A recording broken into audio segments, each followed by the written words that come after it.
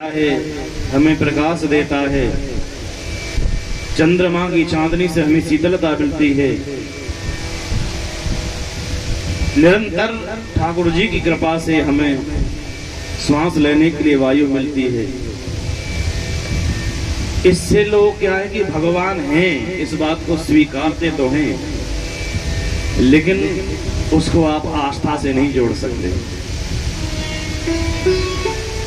आस्था से तब जुड़ती है कि जब हम भगवान के साथ में कोई संबंध बना लेते हैं, और संबंध बनाने के बाद जब उसमें एकाकार हो जाते हैं, उस संबंध को निभाने में तब प्रभु की प्राप्ति होती है। नामदेव जी महाराज की शिष्या थी जनाबाई।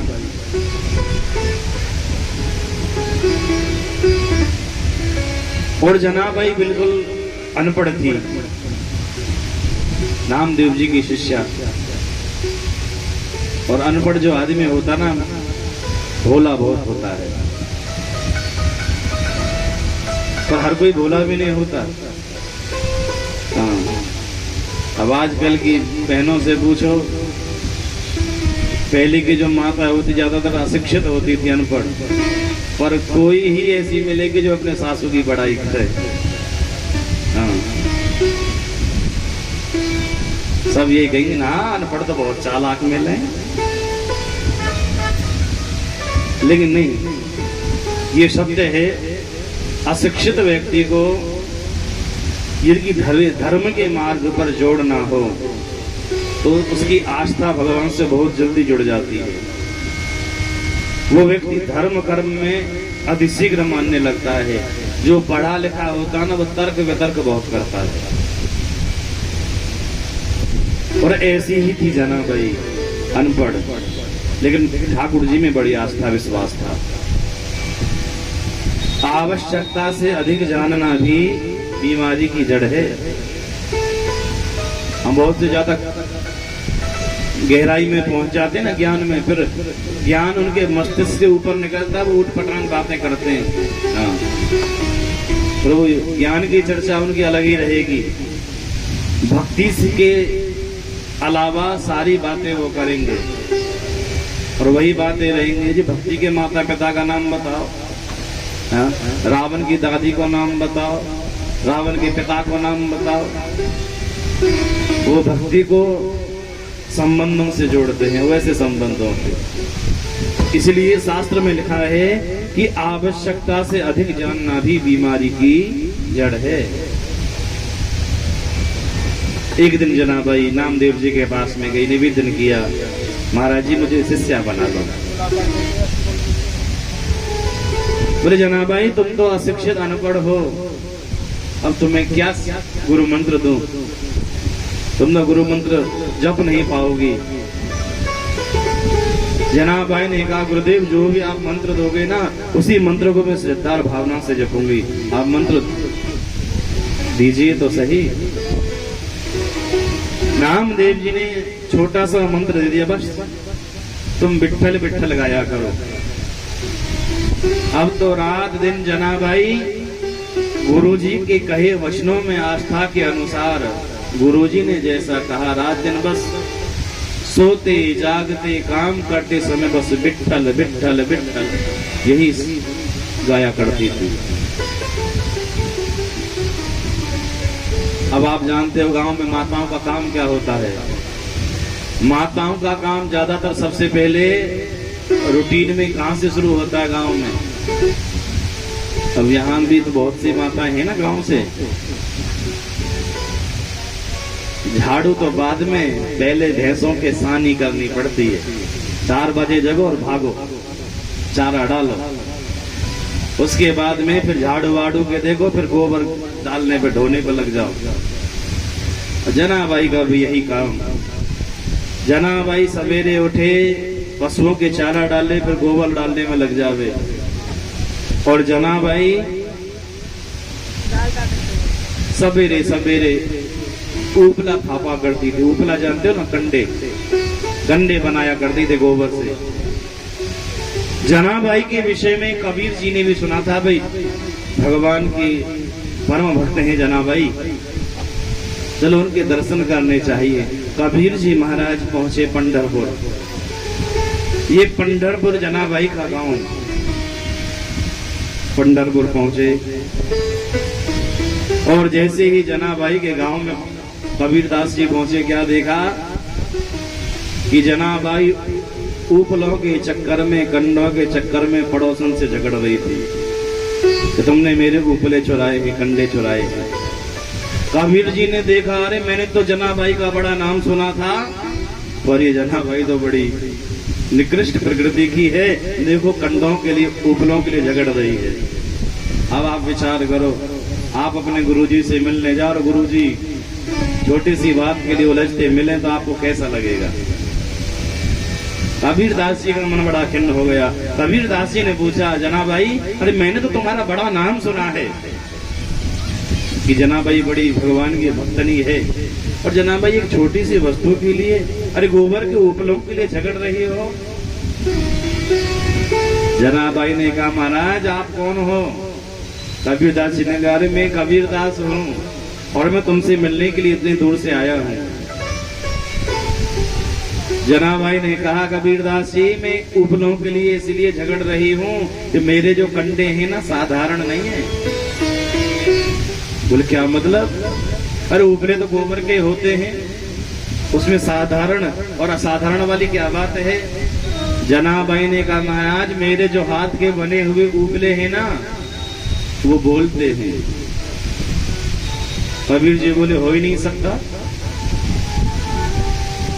अरे कहीं उपले भी बोलते होंगे? बोले हाँ महाराज, मेरे हाथ के बने हुए उपले बिट्ठल बिट्ठल कहते हैं। कबीर जी को आश्चर्य हुआ। कबीर जी ने जनाबाई के हाथ से बने हुए उपले को उठाया और जैसे स्पर्श हुआ तो शरीर में एक बिजली सी कूद गई।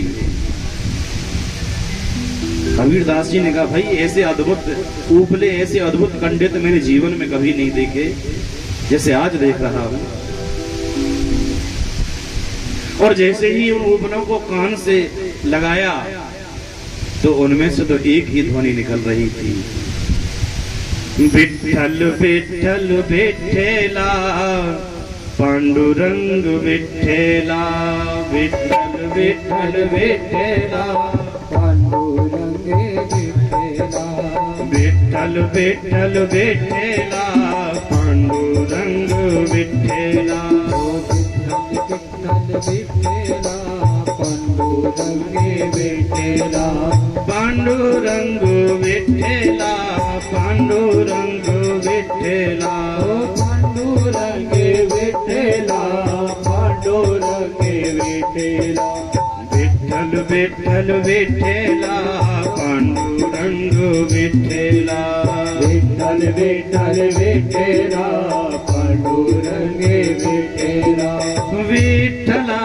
विठ्ठला पांडुरंग विठ्ठला, विठ्ठला विठ्ठला पांडुरंग विठ्ठला, विठ्ठल विठ्ठल विठ्ठला पांडुरंग विठ्ठला, विठ्ठल विठ्ठल विठ्ठला पांडुरंग विठ्ठला। कबीर जी को बड़ा आश्चर्य हुआ। कबीर जी ने पूछा, जनाबाई, अरे आज तक मैंने देखा है कि कोई आदमी मूर्ख हो ना उसे समझाया जा सकता है, उसे धर्म के मार्ग पर लाया जा सकता है समझा बुझाकर, पर तुमने जो वस्तु जड़ है उस जड़ में भी भक्ति का संचार किया है। धन्य है तुम्हारी भक्ति। ये सब तुमने कैसे किया? जनाबाई ने बड़े भाव से कहा, महाराज मैं कुछ नहीं जानती, मेरे गुरुजी ने तो मुझे यही गुरु मंत्र दिया था और इसी गुरु मंत्र के सहारे में इसी नाम को पुकारा करती हूँ। और आप कह रहे थे ना मैं क्यों झगड़ रही हूँ, मैं इसी कारण से झगड़ रही थी कि मेरे जितने भी हाथ के बने हुए उपले हैं ना सब विठ्ठल विठ्ठल कहते हैं।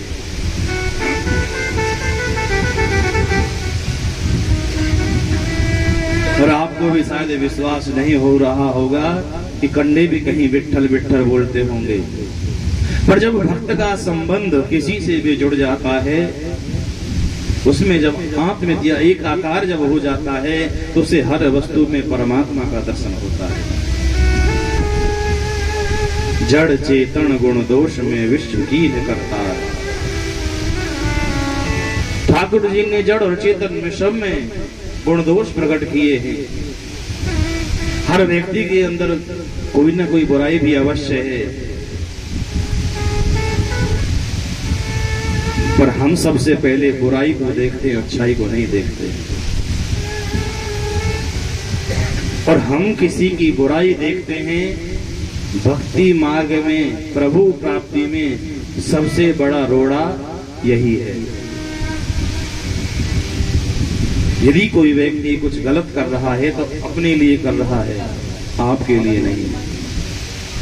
भागवत जी के 11 स्कंध में जब भगवान श्री कृष्ण उद्धव जी को उपदेश देते हैं, तो उद्धव जी से गुण दोष के विषय में बताते हुए भगवान कहते हैं, उद्धव गुण दोषः दृशिर दोषः गुणस्तु भय वर्जिता। परमात्मा ने प्रकृति को गुण दोष युक्त बनाया है। यदि किसी के अंदर देखना है तो उसका गुण देखो, उसकी बुराई मत देखो। अच्छा, एक बात बताइए, आपको भूख लगी है, यदि आपके बदले में आपका पड़ोसी भोजन कर ले तो आपका पेट भर सकता है? या आपके पड़ोसी ने बराबर भोजन कर लिया हो, आपको भूख लगी, पड़ोसी ने मैंने खा तो लिया, आप बार बार बोले तूने तो खाया, भाई मैंने थोड़े खाया है, मुझे तो भूख लगी है, अरे मेरा पेट तो खाली है। जब दूसरे के भोजन करने से आपका पेट नहीं भरता है, तो क्या दूसरे की बुराई करने से वो बुराई आपको लिप्त होगी?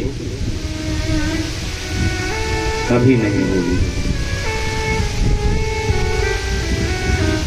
इसलिए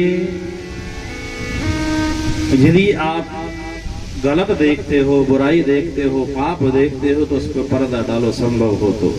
यदि पर्दा नहीं डाल सकते हो तो इतनी क्षमता रखो कि सामने वाले को आप समझा बुझा करके सन्मार्ग पर ला सके। यदि शक्ति है तो फिर वो करो। इसलिए हमारा सर्वप्रथम कर्तव्य है कि हम भगवान के साथ में कोई ना कोई संबंध अवश्य जोड़े, कोई ना कोई रिलेशन बनाए। एक बार दो महात्मा